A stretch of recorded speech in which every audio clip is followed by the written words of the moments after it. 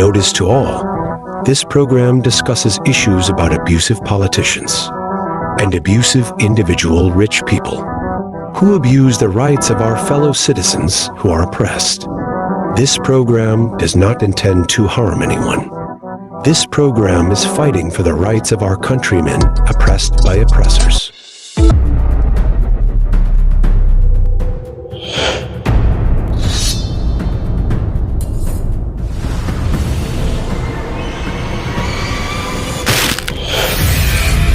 Reaction mo, birada ko!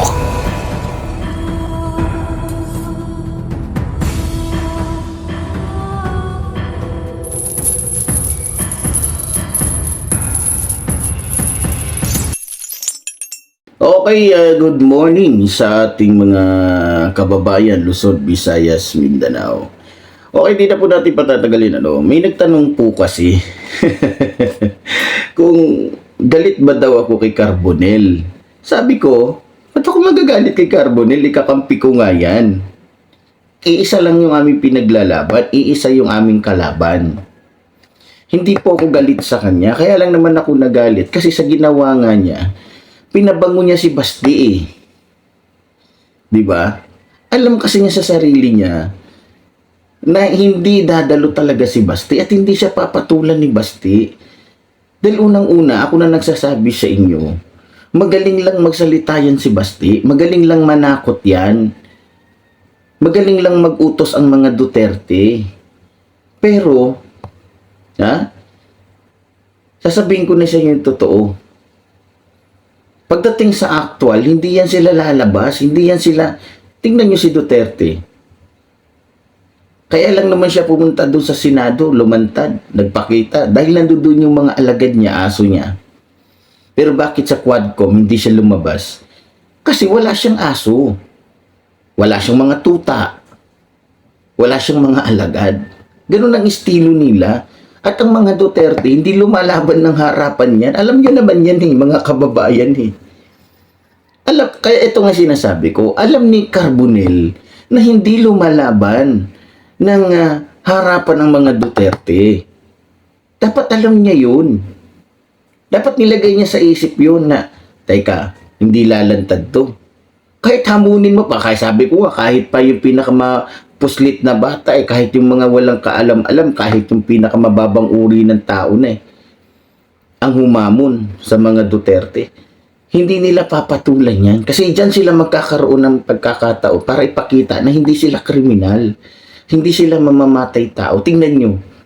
Di bumango ngayon. Anong sabi sa akin ng message? Nakita mo na? May nag-message sa akin. Facebook ko. Tingnan mo na. Anong sinasabi mo, Epifanio Labrador, na mamamatay tao, kriminal yung mga Duterte? Hindi nga lumaban sa isang matanda na wala ng kalaban-laban. Nanggaling na rin sa iyan. Paano mo sinabi mga kriminal ng mga Duterte? Di ba? Sa ginawang ito ni Carbonell, pinatunayan lang niya, parang pinawalang bisa niya yung sinasabi natin dito na mga kriminal ang mga Duterte, mga mamamatay tao sila. Di ba? Dahil sa hindi pagsipot ni Basti Duterte doon sa Luneta, di ba? Lumalabas tuloy ngayon na hindi totoo yung sinasabi ko dito na mga kriminal ang mga Duterte. Ngayon, may nagtanong, sanay lang daw ang mga Duterte na magpapatay ng nakatalikod. Tama. Sangayon ako dyan kasi totoo. Ganun talaga ang mga Duterte. Mga maro nga Di ba sabi ko na nga sa inyo, mga sigurista yan. Sadista yung mga yan. Hindi talaga lalaban ng parehas yan dahil manghihinayang yung mga yan sa pera nila, sa kapangyarihan nila. Kaya kahit sino pa yung humamon sa kanila, anak ng teteng, hindi nila papansinin yan. Pero, mag-ingat ka.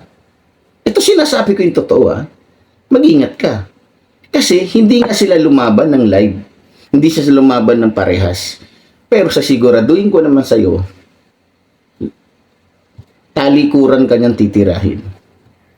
Dahil yan ang estilo nila, kaya sila namayagpag, tumagal sa posisyon. Di ba? Ang estilo ng mga Duterte, hindi lalaban ng harapan yan, lalo't alam nila hindi nila kaya. Yes, sasabihin nila, matapang ba talaga si Baste? Matapang nga, pero, kaya nilagyan ko nga ng pero kapag may mga aso, kapag mayroong sandalan, kapag mayroong nauutusan, hindi ko naman sinasabing matapang si Baste dahil talagang matapang siya, lumalaban ng kuwan. Hindi ko siya kinakampihan. Ang sinasabi ko dito, at kung ano man yung mga nasabi ko, totoo yun. Lalo na yung sinabihan ko siya, mag-ingat ka, Carbonell. Dahil sa ginawa mo, maaaring bilang na ang araw mo. Dahil, titirahin ka dyan patalikod Anong masama dun? Sabihin ng iba, kakampi ako ni Dote. Anak naman ng teteng. Unawain nyo kasi. Intindihin nyo kasing mabuti sinasabi ko. Diba? Oh. Meron pa nagsabi, ano ka pa, maka Marcos ka, maka Duterte. Anak naman ng teteng mo. Ang pinaglalaban ko at ang pinaglalaban ni Carbon, iisa, pinaglalaban namin si Pangulong Ferdinand Marcos Jr. Ngayon, sabi nila, si Basti naman ang unang naghamon na bobombahin niya yung mga Ilocano. Anak ng teteng, maniniwala kayo. Like father, like son, tandaan nyo yan. Ha? Like father, like son. Kaya kung ano man ang sinasabi ni Basti, huwag nyo paniwalaan yun. Kaya lang naman matapang yun dahil nandun siya sa studio niya. Pag pinaniwalaan yung sinasabi ni Basti, parang sinabi nyo na rin na mga duwag ang mga Ilocano. Di ba? Ako, marami akong kaibigang Ilocano. May kumpare akong Ilocano. Halos nga kumpare ko, kumare ko, puro Ilocano na yun Sa totoo lang, bihira lang yung kapwa ko Bisaya. Kilala niyo naman si Basti kung magsalita. Manang-mana yan sa tatay niyang Mongoloid. Manang-mana yan sa tatay niyang puro lang salita, wala namang gawa. Diba? Kaya lang naman ako nag-react ng ganun para maintindihan ninyo dahil sa lumalabas tuloy na mali ang paratang natin o sinasabi natin dito na mga kriminal sila. Sa nangyaring ito, lumabas tuloy na hindi totoo na mga kriminal sila o mga kasi hindi nga lumaban Sasabihin duwag. Alam naman natin yung kasabihang hindi ka duwagan, yung umiwas ka sa gulo. Diba? Okay sana kung ganito. Papaliwanag ko lang sa inyo para maintindihan ninyo. Halimbawa, nung naghamon itong si Carbonell, okay sana kung sumagot itong si Baste. O sige. Okay na. Di sumagot na. Okay. Payag ako sa hamon mo, Carbonell. Ngayon, kapag hindi siya umatin, masasabi mo talagang kaya siya hindi umatin dahil duwag. Yun ang punto ko Kasi umuo na siya sumagot siya Yes, sige, okay ako. Okay ako dyan sa nagsaluneta tayo magkita. Pero hindi sumagot Kumbaga, hinayaan ng mga Duterte na maghamon siya kasi iniisip din ng mga Duterte, bitag to. Kapag sinakyan natin yung hamon ni Carbonell, lalabas na talagang mamamatay tao nga tayo. Lalabas na talagang wala tayong sinisinong patay. Sa nangyaring ito, hindi sumagot, lumalabas tuloy na mapagpakumbaba si Baste. Sa itsura pa lang ni Baste, hindi mo makikita yung pagpapakumbaba dyan Walang anak ni Digongyo na magpakumbaba. Halos karamihan dyan, puro mga mata pobre, mapagmataas sa kanilang sarili. Kilala natin ang mga Duterte. Diyos ko po. Kung uunawain nyo lang po yung aking sinasabi, hindi po ako maka-Duterte at hindi ako bumabaliktad. Ha? Unawain nyo saan ang mabuti sinasabi ko, mga kababayan. Para hindi tayo magkalituhan dito kung ako ba'y maka-Duterte, ako ba'y maka-Marcos. Diba? Alam naman natin na puro kahambungan lang ang meron si Baste kasi ang dami niyang bodyguard. Hindi lalaban yan ng one-on-one. At hindi yan tinuro sa kanila ng ama nila na lumaban ka ng one-on-one. Dahil mismo yung ama nila, traidor kung makipaglaban, patalikod kung tumira. Hindi lumalaban yan ng harapan. Kaya nga sila tumagal sa posisyon eh. Kaya nga namayagpag sila dyan sa Davao City. Dahil hindi yan lumalaban ng harapan, patalikuran, patraidor silang lumaban. Kaya ako sinasabi na mag-ingat ka, Carbonell, kasi kung yung mga tao ngang hindi naghamon sa kanila, ipinatumba nila sa pamamagitan ng kanilang mga alalay, ikaw pa kaya? Di ba? Sana kunin nyo yung punto ko. Ngayon, kung kailangan ni Carbonell ng tulong ko bilang magkaisa kami, magkasama kami, sasamahan ko siya kasi kasama ko siya eh. Magkaisa kami. Pareho kami ng pinaglalaban. Pero, dapat may kumasa. O, tingnan nyo. Di ba, naghamon ako? Debate. Sa mga vlogger, o kahit sino, kahit si Baste, kahit sino. Walang kumasa. Walang nagpahayag. Walang nagpaabot ng kanilang ano. Kaya hindi ko tinuloy. Hindi ko sinabing makita tayo. Sinabi ko lang, makita. Kung gagawin ko yun, parang sinabi ko magkita tayo dito, wala namang sumagot eh. Kaya hindi ako pumunta. Hindi ako nag-isip na doon kami magkita. Eh, nangyari kasi dito kay Carbonell, hindi siya sinagot. Siya lang ang may gusto na doon sa Luneta. Ang tanong, gusto din ba ni Baste? Ibig sabihin lang, sa simula't-simula pa lang, hindi na siya pinapansin. Kasi baliwala nga sa mga Duterte, yung taong tulad niya.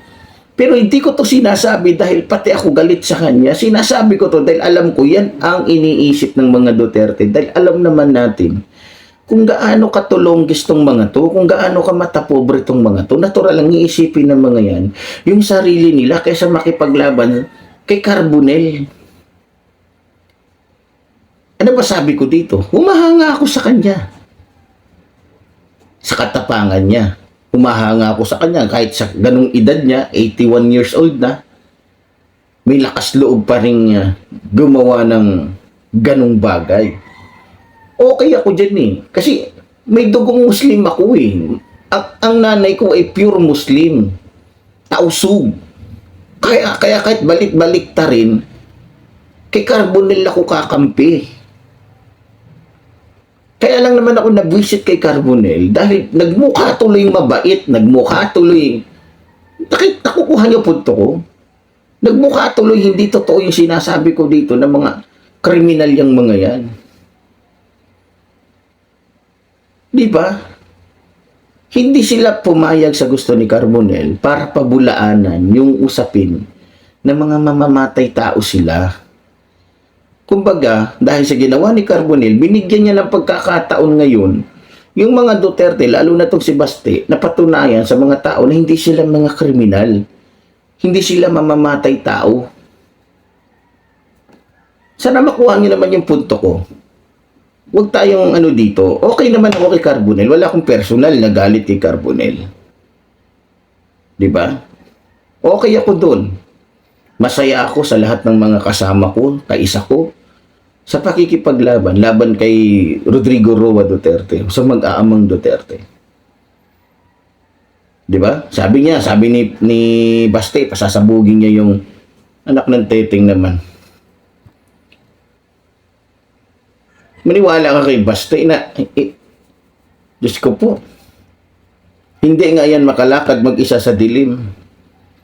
Hindi nga yan makalakad ng malayo nang walang maraming bodyguard. Wala yan. Hindi yan, hindi yung mga sinasabi ng mga, lalo na yung tatay ni Baste. Di ba? So para sa akin, okay yun. Tuloy lang kapatid na Carbonel. Tuloy lang. Okay lang yan. Gawin mo kung ano yung magagawa mo para sa bayan. Gagawin ko rin ang magagawa ko para sa bayan. Diba? Dahil para sa akin, lahat ay napapanahon. Lahat may tamang oras. No? Kung hindi man sila humaharap, biro nyo, sa kamera pa nga lang, takot na yung mga Duterte. Takot na nga si Sarang humarap sa kamera Sa ganun pa kayang sitwasyon, nakikipagduelo, nako, Diyos ko po. Kahit bumaba pa siguro lahat ng mga santo sa buong kalangitan, hindi mangyayari yan, haharap si Baste, nako po. Pwede, haharap siya, pero may dala siyang isang batalyon na tao niya. Mga aso niya na handang pumatay para sa kanya, na binabayaran niya. Di ba? Sa akin, walang problema kay Carbonel. Wala akong personal na galit sa kanya. Tuloy lang. Gawin mo ang gusto mo. Pero sabi ko nga, huwag mong gagawin yung uli na pupunta ka sa Luneta na wala namang sinabi yung isa na okay. So, lumabas kasi doon na mabuti ang mga Duterte. Kaya nabanas ako. Diba? Pero sa mga kababayan nating Ilocano, huwag kayong maniniwala. Bomba-bomba. Diba? May kasabihan naman tayo May kasabihan tayo. Kung talagang, pero alam niyo naman, sanay sa pagbabanta ang mga Duterte. Ngayon, mga Ilocano, mga kapatid kong mga Ilocano, papayag ba kayo na maging presidente si Sara gayong pinagbantaan na kayo? Diba? Natural hindi.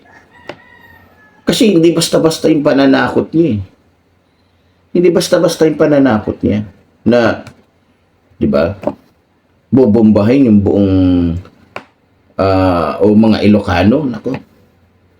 So, ang gawin natin, kaya nga magsikap tayo na ni isa man sa mga aso, alalay, mga tao ni Duterte o mga inendorso ni Duterte ay wag manalo. Nang sa ganun, wag sila magkaroon ng kapangyarihan para makagawa ng kabalbalan. Nakita nyo naman, halos lahat ng inendorso halos ni Duterte, puro mga pusakal. Diba? Puro mga halang ang bituka. Puro mga makasarili. Puro mga walang... Ay, nako. Pero ganun pa man, mga minamahal kong mga kababayan, salamat doon sa mga kababayan natin. Naiintindihan ako. Nauunawaan ako. So, salamat po sa inyo. Pero doon sa mga kababayan natin na lawakan niyo yung pag-iisip ninyo. Lawakan ninyo, unawain ninyo yung punto ko. Hindi po magbabago yan kahit kailan. Tayo po ay panig pa rin kay Pangulong Ferdinand Marcos Jr. Kung nagsasalita man ako dito, kasi malalim ang pag-iisip ko Malalim ang pag-iisip ko. Nakukuha ko na agad kung ano yung ginagawa ng kalaban Kasi yung ginawa ni Carbonel na to, naging pabor tuloy yan sa mga Duterte para patunayan na hindi sila kriminal. Ang pinapatunayan kasi natin dito, kriminal sila. Mga mamamatay tao sila. Dahil sa hindi pagsipot ni Baste, lumalabas na talagang napapasinungalingan yung sinasabi natin dito. Sinasabi nga natin dito, mga traidor yan. Hindi lumalaban yan na. Totoo naman din yung sinasabi ninyo na duwag talaga si Baste. Kaya nga sabi ko, sige mag-ingat Dahil sa kaduwagan ng mga yan, hindi yan titira ng harapan, patalikod nga. Diba? Simple lang naman unawain yung sinasabi ko Bakit? Yung iba dyan ang hirap nilang makuha, tapos sasabihin pa, bumaligtad ka na, makadote. Ay, Diyos ko po. Pero hindi rin natin masisisi dahil hindi naman lahat ng tao malawak ang pangunawa. Meron talagang hanggang doon lang yung pangunawa nila, hanggang doon lang yung kanilang kakayanan na unawain yung mga bagay-bagay. Dahil unang-una, iba naman kasi yung naging kasanayan nila sa naging kasanayan natin. 'Di ba? Iba yung ating narating sa narating nila, iba yung ating iniintindi na lang natin 'yon. Pero ganun pa man, bahala na kayo kung anong iisipin niyo. Basta tayo dito, sinasabi natin, pinapaliwanag natin yung mga bagay-bagay. Ngayon, huwag ka nang umasa, Carbonel, na sisiputin ka nitong ni Basti. Dahil unang-una, hindi ko naman sa inaano, no, para kay Basti, isa ka lang uod. Hindi to panglalait ko sa'yo. Yan kasi ang ugali ng mga Duterte dahil nga mapera sila, maimpluwensya sila, makapangyarihan sila. Ang tingin nila sa atin, mga uod na walang kwenta. Mga insekto na kahit anumang oras pwede nilang ipapatay. Huwag mong isipin na sa akin to nang galing, ito yung gusto kong sabihin. Ito kasi yung, sa pag-a-analyze ako, ito kasi yung tingin nila eh. Alam ko yan ang tingin nila sa ating mga mahihirap. Diba? Huwag naman sanang lagyan ng, ay nako, Diyos ko po. Pero ganun pa man, salamat dahil mas marami pa rin ang nakakaunawa o nakakaintindi sa ibig sabihin ko. Kaya stay put lang po kayo dyan. Hindi po babaliktad si Epifanio Labrador. 'Di ba? Dahil kung gusto kong bumaliktad, babaliktad ako. Kung gugustuhin ko lang. Pero tulad ng sinabi ko, kung may nangyari man na hindi kanais-nais ng mga nakaraang araw, buwan o linggo, may dahilan yun. Pinasa ko naman kay Pangulong Ferdinand Marcos yun eh. Pinadala ko sa Malacanang. 'Di ba? Kaya sa mga kababayan natin, alam ko naman na pag nagkaisa talaga tayong lahat, walang magagawa ang mga Duterte. At ipanalangin natin na sana bumilis yung panahon sa panahon ni Sara na mawala na siya sa pagiging Vice President at wag nang makabalik pa sa Malacanang o makabalik pa sa posisyon o sa mas mataas na posisyon, diba? So, ganun pa man, muli, sa iyo kapatid na Carbonel, tuloy lang. Hanggat sa tingin mo, tama ang pinaglalaban mo, tuloy lang. So, nandito lang din naman kami. No? Ako nasubaybayan ko din naman si Carbonel. Doon lang ako sa ginawa niya na dahil lumabas nga na hindi totoo. Diba? Hindi talaga matalino ang mga Duterte, may abogado yan, may panelo yan eh. Diba? Siguro sinabi ni Panelo, wag, baka pakagat yan. Kasi pag kumagat ka dyan, lalabas na talagang totoo yung sinasabi ni Epifanio Labrador na kriminal tayo. Diba? Kaya ako nag-react ng ganun. Sana maunawaan nyo po. Okay lang sana na nung naghamon si Carbonel, sumagot. Hindi sumagot eh. Ni isang komento, hindi sumagot si Basti sa hamon niya. Siya lang yung may gustong pumunta siya dun sa Luneta na hindi alam ni Basti, na hindi sinang-ayunan ni Basti. Talagang walang pupuntang Basti kasi hindi sumang-ayon si Basti. Hindi sumagot si Basti dahil wala naman siyang kwenta para kay Basti. Pero hindi ko sinasabi dito na porque sinasabi ko yan na kumakampi ako, huwag naman maging ganun kakitid yung utak natin. Diba? Huwag naman nating iparehas yung utak natin sa mga mongoloid, mga pasintabi lang ha. Hindi ko sinasabi na, hindi natin minabalit yung kasi ako may pinsan din ako mongoloid. Kumbaga, huwag naman tayong mag-asta na diba? Pero ganun pa man, tuloy lang, Carbonel.